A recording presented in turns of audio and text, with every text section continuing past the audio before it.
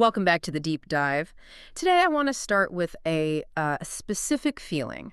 It's not just stress and it's not just burnout. It's that gnawing, low-level hum of anxiety that just says, you're not doing enough, you're not good enough. Right. And I don't mean professionally, I mean morally, Yeah, spiritually. that hamster wheel of, if I just try a little harder, I'll finally arrive. Exactly. And we usually treat that feeling like it's a personal productivity problem. We think, oh, I just need a better routine or, I need to be more disciplined. Sure. But today we are looking at a stack of research centered on a text titled The False Pursuit, From Spiritual Perfectionism to Systemic Control. That suggests we are, well, misdiagnosing the issue entirely. This source is fascinating because it totally reframes that internal struggle. It argues that this pressure, it's not just a personal failing. It's not some quirk of your personality. It actually traces this very specific and pretty dangerous trajectory. It maps out how the internal pressure to be perfect inevitably mutates into internal fraudulence. What we call imposter syndrome. Exactly. What we know is imposter syndrome. And then, and this is the really shocking part, it hardens into external abuse and, well, systems of control. That is the connection that just stopped me in my tracks reading this. I think most of us can understand how perfectionism hurts us. Right. It's internal. It makes us tired, makes us anxious. But the claim here is that my desire to be a good person can actually create a system that controls and hurts other people. It's a structural inevitability. Yeah. The text argues that control isn't an accident. It's not just a few bad apples in leadership. It's that if you start with the wrong assignment, this demand for perfection, you will end up with a toxic system. It doesn't matter how good your intentions are. So let's unpack that first domino, the wrong assignment. The source calls this the false assignment. What exactly have we gotten wrong? Well, the source opens with a premise that feels almost rebellious in today's culture. It says, point blank, perfection was never the assignment. Which sounds nice on a greeting card, but the text gets pre-theological about it. It does. It forces you to rethink the entire architecture of spiritual life. Right. The text makes a crucial distinction between the role of the divine and the role of the human. Okay. It posits that the divine is the finished product, complete, whole, perfect. That is the nature of God. But humans, we are designed for becoming. Becoming. Right. We aren't supposed to be the finished statue. We are the clay on the wheel. The phrase the source uses, which I love, is that humans are here for imperfectly unpacking the divine. I stopped on that phrase too, unpacking. It's such a tactile image. It implies the goodness is already inside, packed away in boxes, and our job is to open them up. Yeah. It's messy. There's cardboard everywhere. You don't just snap your fingers and have the finished room. Precisely. And in a healthy environment, that mess is celebrated. It's proof of work. It's proof of life. But here is where the false assignment spiritual perfectionism kicks in. It rejects the process. It wants the after photo immediately. Right. It says, if you don't have the finished room right now, you aren't safe. You aren't worthy. So instead of being on a journey with people, I'm suddenly in a performance review where the standard is like absolute flawlessness. A performance review where the standard is impossible. And that shifts the fundamental nature of love. The text argues that under this pressure, the goal shifts from aligning with love That's to... proving love. Exactly. Proving love. That distinction is subtle, but it feels huge. Think about it in a relationship. It's the difference between hugging your child because you simply adore them and hugging your child because you want someone watching to see you be a good parent. One is connection. The other is performance. And the source drops a hammer here with this quote. The moment love becomes something we prove, it turns into performance. And if I'm performing, I'm not actually connecting with you. I'm just managing my image.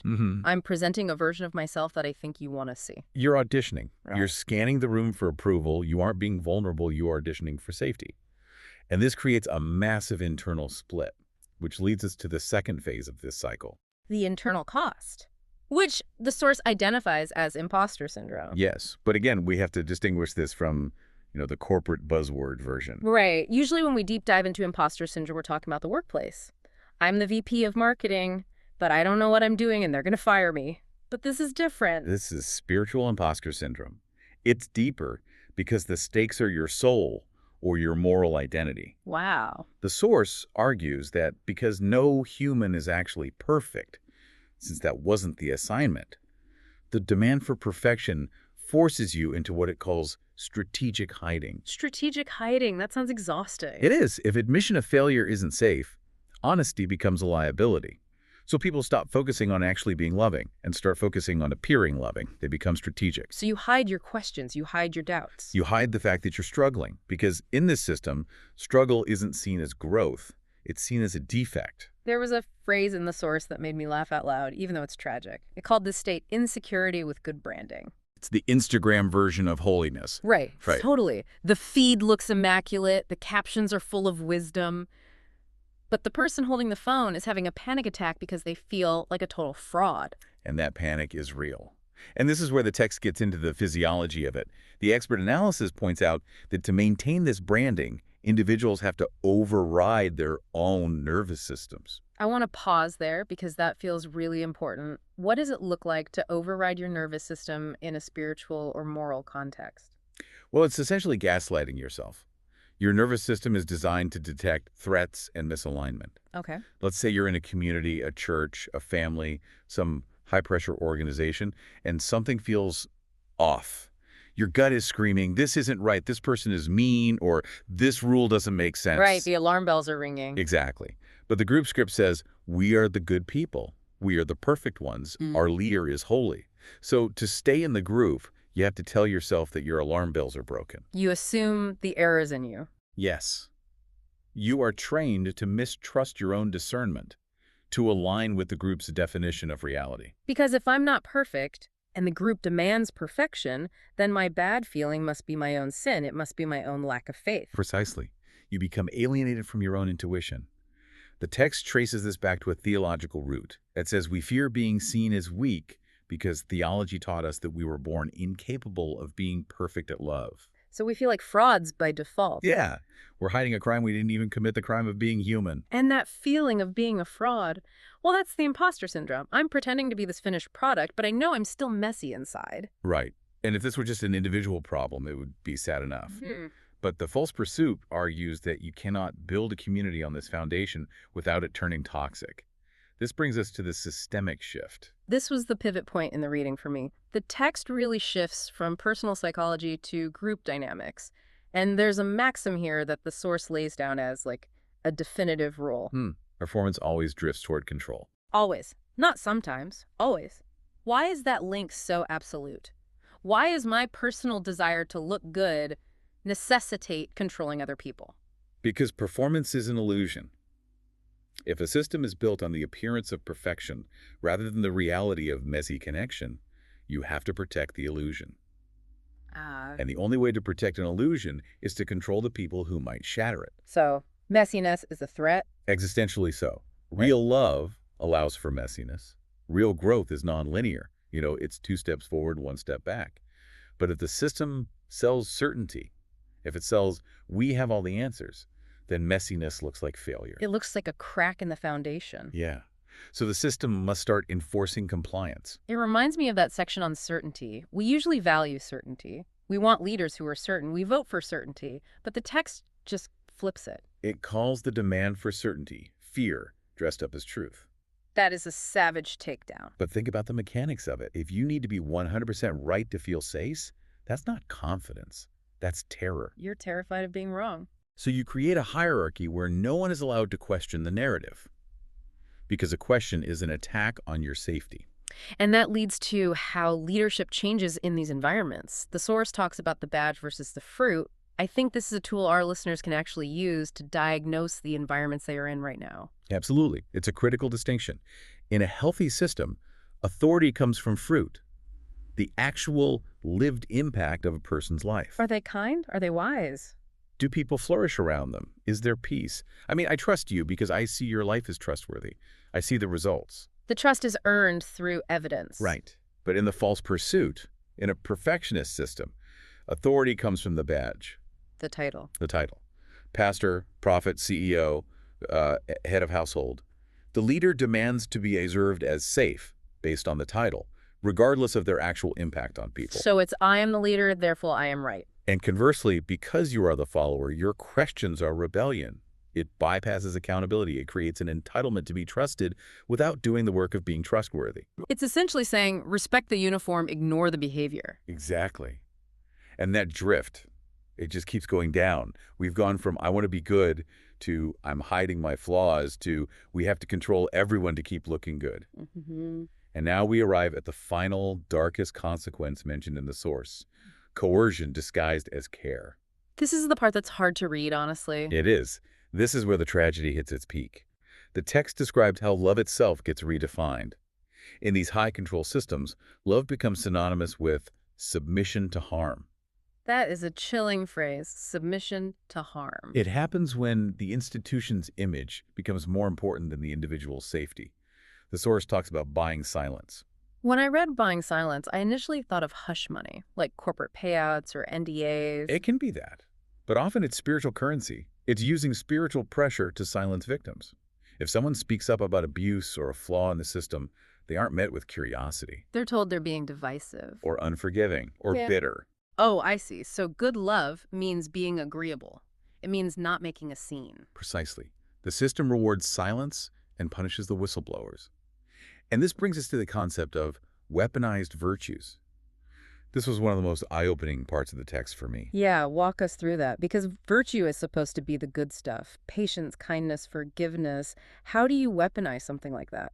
Okay, so take a phrase like, love believes the best. That's a beautiful biblical sentiment, right? It encourages optimism in relationships. Sure. We should want to believe the best about our partners or friends. Right. I don't want to be a cynic. I want to give people the benefit of the doubt. But in a control system, that phrase is used to shame a victim into denying reality. Mm. If a leader is abusive and a victim points it out, the system says, hey, love believes the best. Mm. You shouldn't be so critical. You're looking for the negative. Wow. So it turns faith into the denial of reality. Exactly. It uses a sacred concept to protect a profane act. The text calls this holy control. It defines it as using sacred language to make harm feel holy. That is incredibly manipulative, because if I fight back against the abuse, I feel like I'm fighting God, or I feel like I'm fighting love itself. That's the trap. That is the ultimate trap of the false pursuit. You start by wanting to be perfect for God, and you end up unable to protect yourself because the system has convinced you that boundaries are a sin. It creates a situation where the good thing to do is actually the harmful thing. It flips the moral compass upside down. It does. And you can see why this causes such deep trauma.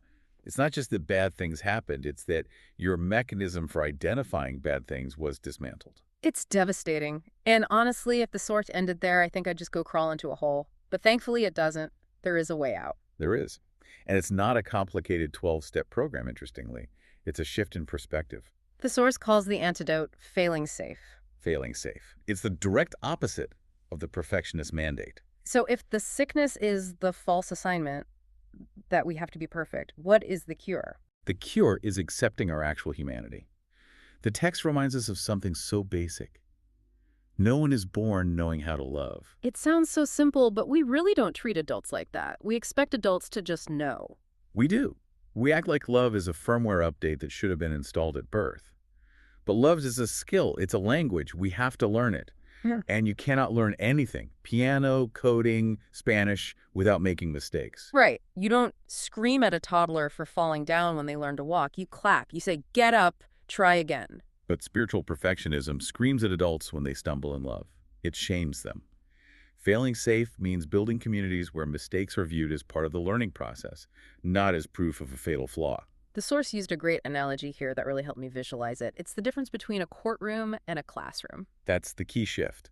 Spiritual perfectionism turns life into a courtroom where you are constantly on trial. Every action is evidence for or against your worth. The judge is watching. The jury is out. And that's terrifying. But failing safe turns life back into a classroom. In a classroom, you are expected to not know things yet. That's why you're there. In a classroom, if I get an answer wrong, it doesn't mean I get expelled. It means I need correction. It means I have more to learn. Exactly. The text redefines holiness here, and I think this is the key takeaway for anyone listening who feels that heavy spiritual pressure we talked about at the beginning. Yes, read that definition. It says, true holiness isn't perfection. It is the divine expressed through imperfect humanity learning to embody goodness. Imperfect humanity learning to embody goodness. I like that word learning. It puts the verb back in. It's active. It's not a statue. It's a movement. And it removes the need for the mask. If holiness is about learning to embody goodness, then I don't have to hide my struggles. My struggles are the curriculum. Right. They're the very place where the learning happens. And if I don't have to hide, I don't have to have imposter syndrome. And if you don't have to hide, you don't need a system of control to protect your image. The whole house of cards, from perfectionism to imposter syndrome to control, it all collapses if you just accept the premise that you are allowed to be a learner. It really is a complete dismantling of the toxic cycle just by pulling out that one bottom brick. The lie that you have to be perfect. It's that simple and that difficult because it requires vulnerability. It requires admitting, I don't have it all together. But the freedom on the other side of that admission is what the text is pointing toward. It's the freedom to actually grow instead of just pretending you've already grown. Exactly. So let's recap this journey because we've covered a lot of ground today. We started with the false assignment, the belief that we need to be finished products, proving our worth rather than becoming. Which leads to the internal cost, strategic hiding and imposter syndrome. We fake it because we're scared of being seen as weak, overriding our own nervous systems in the process. Which necessitates the systemic shift, the drift into control. We use badges and hierarchies to protect the image of perfection because reality is just too messy for the system to handle. And finally, the consequence. Coercion. We weaponize virtues like patience and trust to silence anyone who points out the reality of harm. But the way out is failing safe, embracing the mess of learning, converting our communities from courtrooms back into classrooms. And realizing that the divine isn't looking for a performance. The divine is looking for a partner in that process of unpacking goodness. It makes you wonder how different our communities, our families, our workplaces, our churches would look if we just made that one shift, if we stopped awarding the badge and started looking for the fruit. It changes everything. It makes it safe to be human again. And when people feel safe, they don't need to control others. I want to leave you with a thought today that really struck me while reading this. We spend so much energy trying to prove we are good. We burn out, we stress, we build walls, we maintain these intricate masks. But if we stop trying to prove we are good, how much energy would we free up to actually learn how to love? That's the question. Yeah. When you drop the shield, you get your hands back. What? You can use those hands to actually build something real. Thanks for diving deep with us today. See you next time.